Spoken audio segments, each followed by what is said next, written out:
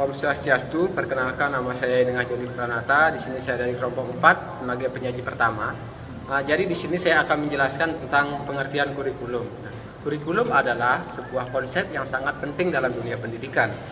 Kurikulum di sini berisi tentang rencana, tujuan, isi, dan cara pembelajaran yang harus dilakukan oleh guru dan siswa di lembaga pendidikan. Kurikulum juga berfungsi sebagai pedoman, acuan, dan standar dalam proses pendidikan. Kurikulum dapat membantu guru dalam merancang, melaksanakan, dan mengevaluasi pembelajaran yang efektif dan bermakna bagi siswa. Pengertian kurikulum dapat berbeda-beda menurut para ahli.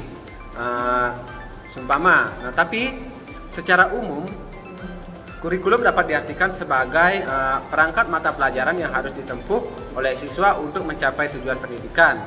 Kurikulum juga dapat diartikan sebagai jarak atau arena yang harus ditempuh oleh siswa untuk mendapatkan penghargaan atau ijazah. Sekian penjelasan dari saya, akan dilanjutkan oleh teman saya. Halo semuanya, perkenalkan saya Niwayan Sri Narwati dengan NPM 214129. Saya dari kelompok 4 akan melanjutkan materi sebelumnya, yaitu yang sekarang materi komponen utama pada kurikulum. Yang pertama yaitu mata pelajaran.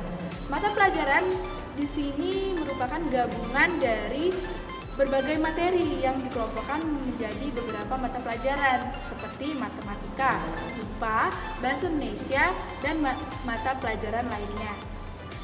Yang kedua yaitu standar pendidikan. Pedoman yang menjelaskan apa yang diharapkan dicapai pada siswa dan setiap jenjang pendidikan. Standar pendidikan memberikan kerangka kerja untuk mengukur kemajuan siswa. Yang ketiga yaitu ada metode pengajaran. Makna metode pengajaran ini merupakan bahan ajar kepada siswa, termasuk metode pengajaran buku, bahan ajar, dan media-media pelajaran lainnya. Yang keempat yaitu penilaian dan evaluasi. Penilaian dan evaluasi ini di mana alat yang digunakan untuk mengukur kemajuan siswa, termasuk tes tugas, ujian, UTS, dan penilaian lainnya. Yang kelima yaitu waktu belajar. Waktu belajar di sini meliputi jadwal pelajaran yang terbentuk di setiap kelas-kelas untuk mengefisiensi waktu dalam pelajaran pada peserta didik, untuk mengelola kelas agar memiliki waktu yang baik untuk belajar. Itu dia tadi komponen-komponen dalam kurikulum. Sekian, terima kasih. Akan dilanjutkan oleh penyaji selanjutnya. Baik, sebelumnya perkenalkan nama saya Niluheni Aprilianti, NPM 214087. Di sini saya akan melanjutkan pemaparan materi dari penyaji sebelumnya, yaitu sejarah perkembangan kurikulum. Perkembangan kurikulum ini terjadi 11 periode. Yang pertama itu kurikulum 1947. Kurikulum ini merupakan kurikulum pertama setelah kemerdekaan Indonesia, tetapi dalam kurikulum ini masih terdapat pendidikan kolonial, sehingga bangsa Indonesia menggunakan rencana kurikulum 1947 sebagai pengganti pendidikan kolonial. Yang kedua itu kurikulum 1952. Kurikulum ini lebih menekankan pembelajaran terurai. Pada kurikulum ini sudah mengarah pada suatu sistem pendidikan nasional. Yang ketiga, kurikulum 1964. Kurikulum ini lebih merinci pada setiap pokok-pokok pemikiran yang dimana pemerintah memiliki keinginan agar masyarakat dapat mendapatkan pengetahuan yang dipusatkan pada moral, kecerdasan emosional, keterampilan, dan jasmani. Yang keempat, kurikulum 1968. Kurikulum ini bertujuan menekankan pada upaya untuk membentuk manusia Pancasila serta memiliki jiwa sehat jasmani dan kuat. Kurikulum 1968 menekankan pendekatan organisasi materi pembelajaran yang mencakup 9 mata pelajaran. Nah, yang kelima, kurikulum 1975 yang dimana kurikulum ini menekankan pada tujuan pendidikan lebih efektif dan efisien. Nah, yang keenam, kurikulum 1984. Kurikulum ini lebih mendukung proses skill approach meskipun merupakan pendekatan proses, tetapi tujuan pendidikan juga lebih penting. Nah, kurikulum ini juga disebut kurikulum 1975 yang disempurnakan, yang dimana siswa digunakan sebagai subjek belajar. Yang ketujuh ada kurikulum 1994 yang dimana kurikulum ini digunakan untuk upaya mengatasi kegagalan dari kurikulum sebelumnya yang dimana tidak mencapai tujuan dan proses yang maksimal. Nah, yang kedelapan itu kurikulum 2004 atau KBK atau kurikulum berbasis kompetensi. Yang kesembilan ini kurikulum 2006 atau KTSP, kurikulum tingkat satuan pendidikan. Yang ke-10 kurikulum 2013. Kurikulum ini memfokuskan pada pemerolehan kompetensi peserta didik. Yang ke-11 kurikulum merdeka. Kurikulum ini memiliki konsep liberasi pada kegiatan belajar mengajar. Nah, sekian pemaparan materi dari saya. Selanjutnya akan dilanjutkan penyaji berikutnya. Baik, terima kasih atas waktunya. Sebelumnya perkenalkan, nama saya Ikirut Adinata Suara MPM 214079. Di sini saya akan melanjutkan materi selanjutnya, yaitu pengaruh perubahan dan perkembangan kurikulum. Nah, mengapa kurikulum di Indonesia ini terus berubah-ubah? Nah, pertanyaan ini sering sekali muncul di benak kita. Bahkan ada sebagian orang yang berasumsi menyatakan bahwa perubahan kurikulum selalu berkaitan dengan perubahan susunan kabinet dan pemerintah negara Republik Indonesia. Ungkapan yang tidak asing lagi kita dengar bahwa ketika mengganti Menteri Pendidikan maka bergantilah kurikulum. Nah, asumsi dan ungkapan ini sangat tidak tepat. Sebenarnya banyak faktor yang menjadi landasan perubahan kurikulum ini itu sendiri, dan tentunya sudah melalui penelitian dan perancangan yang matang serta merujuk kepada kebutuhan zaman. Nah, kurikulum ini tidak hadir secara tiba-tiba dalam masalah pendidikan secara nasional. Nah, kurikulum ini sudah dirancang dan dipersiapkan sebaik mungkin sesuai dengan perubahan serta kemajuan perkembangan teknologi juga zaman. Melirik dari perubahan keadaan di mana peserta didik hidup pada zaman yang keadaan sudah berbeda.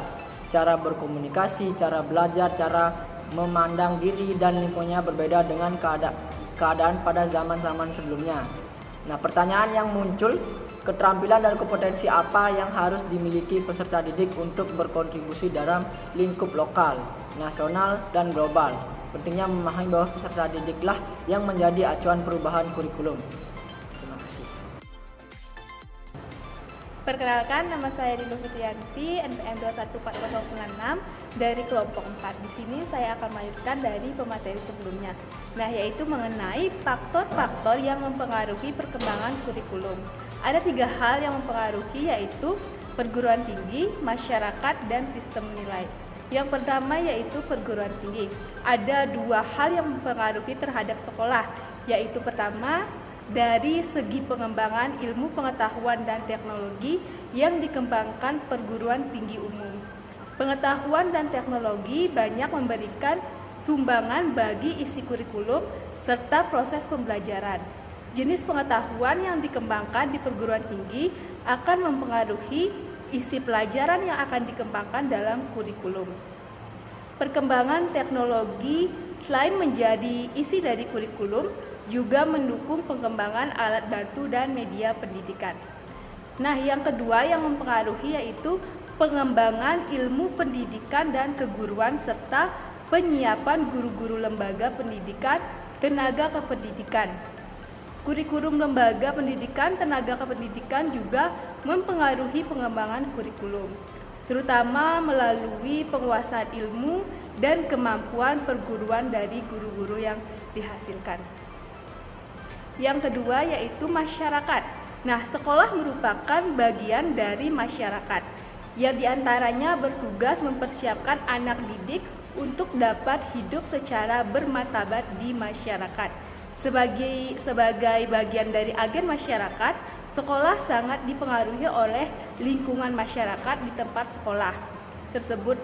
Nah, isi kurikulum hendaknya mencerminkan kondisi masyarakat, penggunaannya serta upaya memenuhi kebutuhan dan tuntunan mereka.